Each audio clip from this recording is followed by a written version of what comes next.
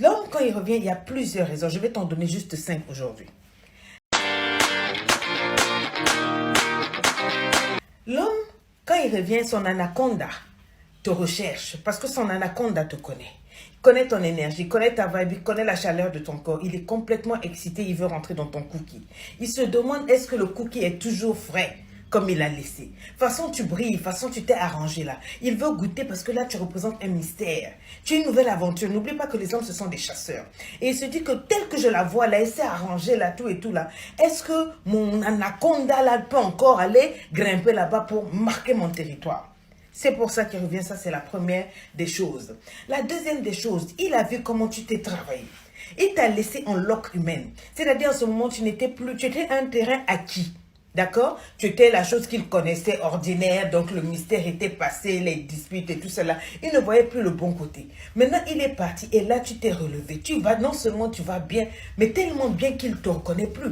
Il se dit, mais c'est pas possible, tu es devenu un mystère, donc tu as pu te relever de tout ce qui s'est passé, tu es devenu une nouvelle personne. Il a envie de découvrir cette nouvelle personne-là. Il veut savoir à qui il a affaire. Il veut peut-être aller à la conquête de cette nouvelle femme que tu es. Tu vois? Donc tu es redevenu un mystère. Tu vas bien, c'est-à-dire que tu l'as oublié, tu es passé à autre chose, tu as élevé le level, et puis voilà, et en plus, tu as fait le silence radio, tu l'as fermé de partout. Donc là, il se pose mille une question, ce qui fait que tu es rentré dans un positionnement dans son esprit. Dans son esprit, il est obligé de penser à toi, il se masturbe l'esprit par rapport à toi, il se dit, mais qu'est-ce qui se passe? Est-ce qu'elle s'est trouvée un autre gars? Ou bien c'est quoi qui fait qu'aujourd'hui, là, elle a activé un autre level?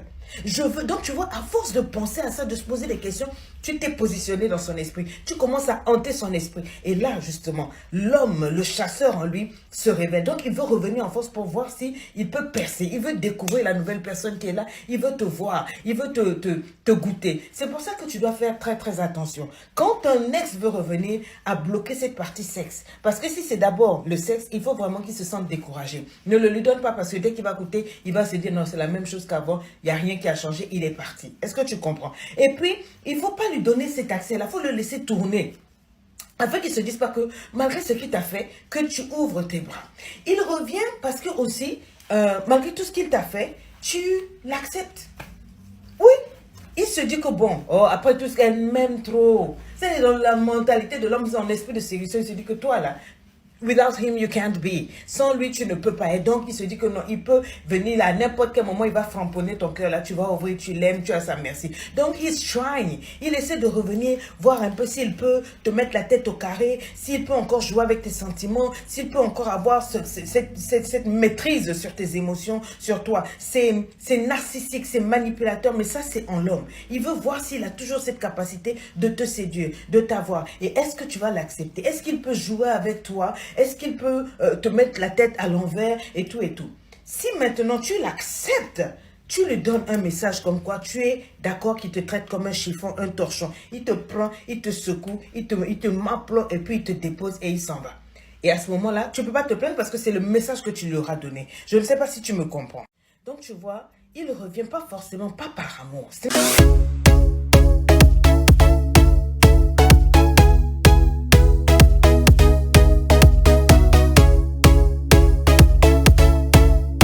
L'amour qui le ramène, c'est une affaire d'ego. Lui, il est un chasseur.